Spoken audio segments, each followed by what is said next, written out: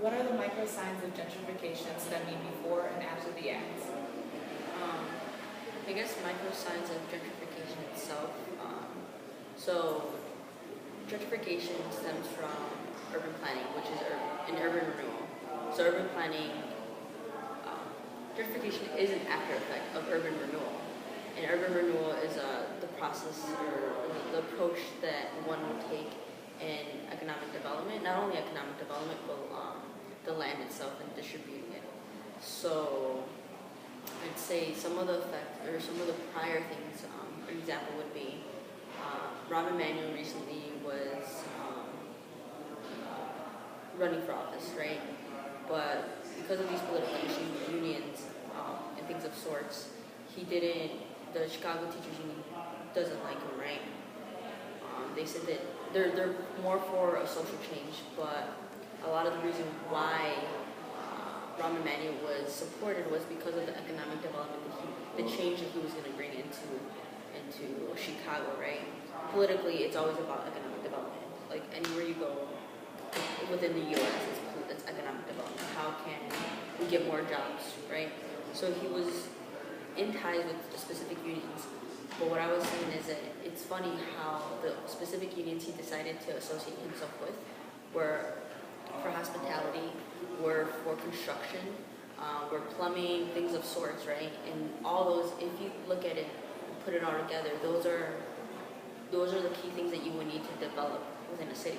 So of course he's going to be in support of those specific unions because he's saying he's not explicitly saying that that's the reason why, but if you link it up and see his process as a political entity, he's trying to get something out of it, right? That's what they want. So in essence, although he was supporting these unions, it was more so because he was trying to do this economic development, but in return, it's going to be gentrification because he himself is projecting this outwards towards a different audience, not the audience that lives within the community itself.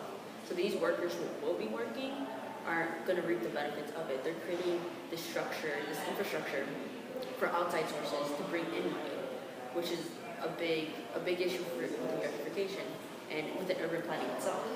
Because what it does is it relies on outside sources to become economically sustainable, which we all know that doesn't work because you need a multifaceted form of economic development, which goes into social change, and then hence why he politically doesn't do anything for social capital, doesn't do much for social change. It's more so let us get the money, the physical, and leave it at that. So urban planning itself is very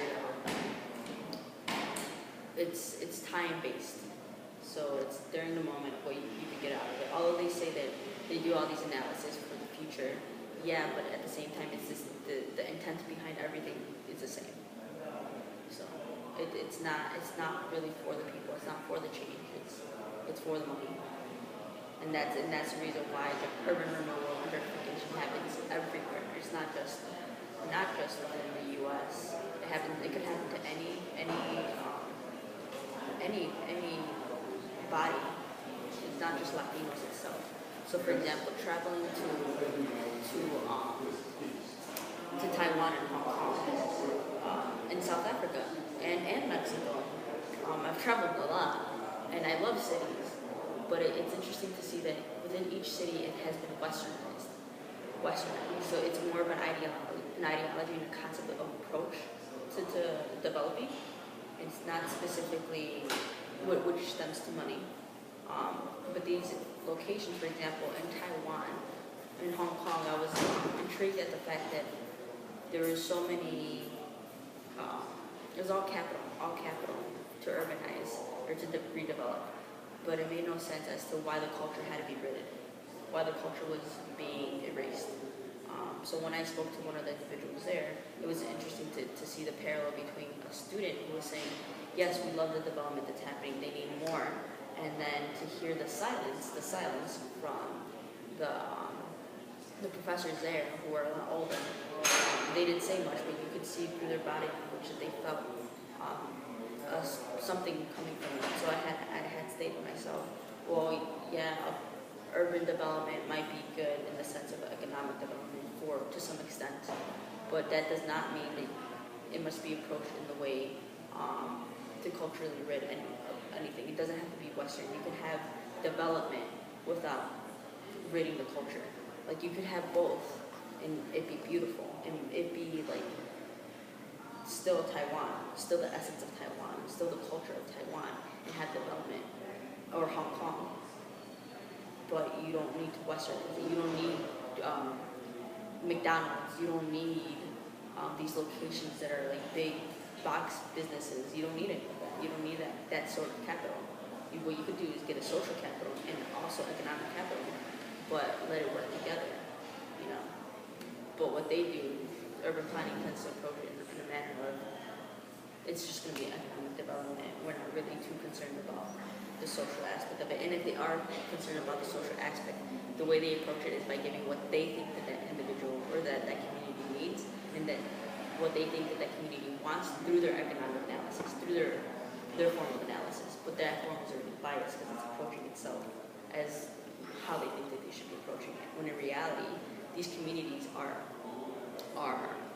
ever changing, ever so changing. They're always changing because they're beings, they're individuals who are changing it. So like I like to say that the people are the margin of error within urban planning, but urban planning doesn't focus on that margin of error because they have statistically this percentage saying that this is how it's supposed to work out. But in a perfect world, that's how it's going to work out. We all know that the world's not perfect. We know that people change like that. You know, something could happen like that because of the way people move and behave. So, Thank you. What is the essence of gentrification? So I touched on a little bit of that. So like I said, gentrification stems from urban planning.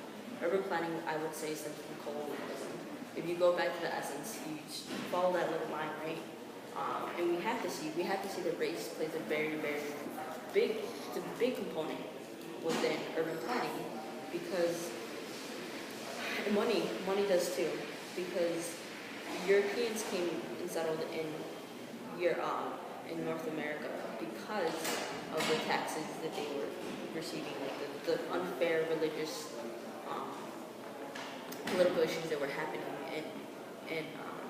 in Europe, but also because of the taxes as well. Like you have that issue, but then they were moving and traveling because of spices, and then slavery came along, right? So the way I like to look at it is, and I'm going to use the word white itself because it stems from the ideology of manifest destiny.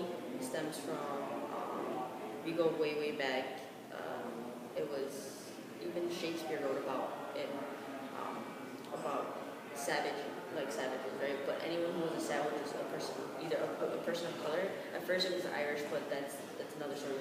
They had that privilege to exceed that because they're not white, or because they are white.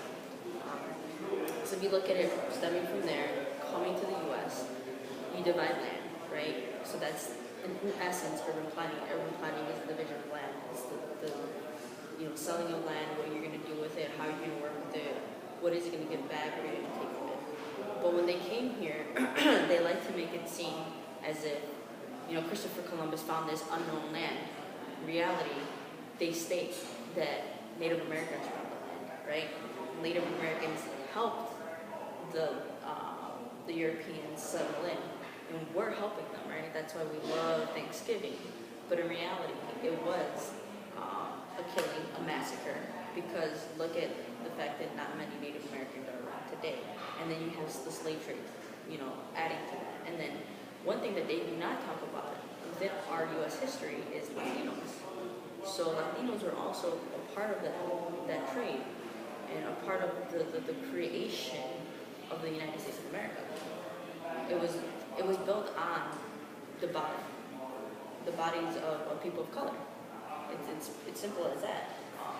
And it's through the negation between what we do not see today within our education. So in essence, gentrification stems from colonialism because urban planning stems from colonialism, and it was just done so in a manner of making it more formal, But in essence, it started from these white males white males, like if you look at the history of urban planning, it's all white males, majority of white males.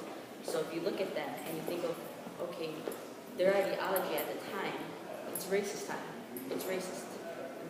No one likes black people at the time. No one likes anyone at the time. It's a big racist issue. So the fact that urban planning stems from many of those concepts and that ideology and approach from them and their experience and understanding of the world, hence that is going to be reciprocated. That's going to be projected into how urban planning is executed. Hence why you would see Chicago, which is one of the big cities that we talk about in urban planning, because it was in the middle. It also was in competition to Paris. It was in competition to New York. It was one of the, like, Chicago is going to be the spot because it is smack dab in the middle of the United States. It was used for railroads. So if you look at the physical rendering of Chicago itself, you can see the disparities, the displacement, the division through space. So you get the railroads, right? Why is it that all the Latino communities or communities of color, so African American communities, surround the Loop area? And they are filled with factories, closed down factories, or factories that are still open. Because back in the day, they wanted the affluent people who so happen to be white, right? So happen to be, they themselves wanted the working class to be near these factories so that they could live within the city. But because urban planning and the development wasn't so great, they started creating suburbs, but also because of the war. So after the war happened, they were going to get a fleet of males coming back, and they needed spaces. What spaces better to make it into suburbs?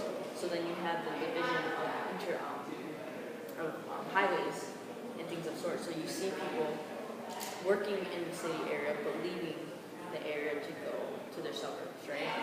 But there's a GI Bill that was supposed to give these homes to the war veterans, but through racist tactics, weren't given to the black males who were the black war veterans, or the Mexican war veterans, anyone of color who was a war veteran wasn't receiving the benefits of the GI Bill.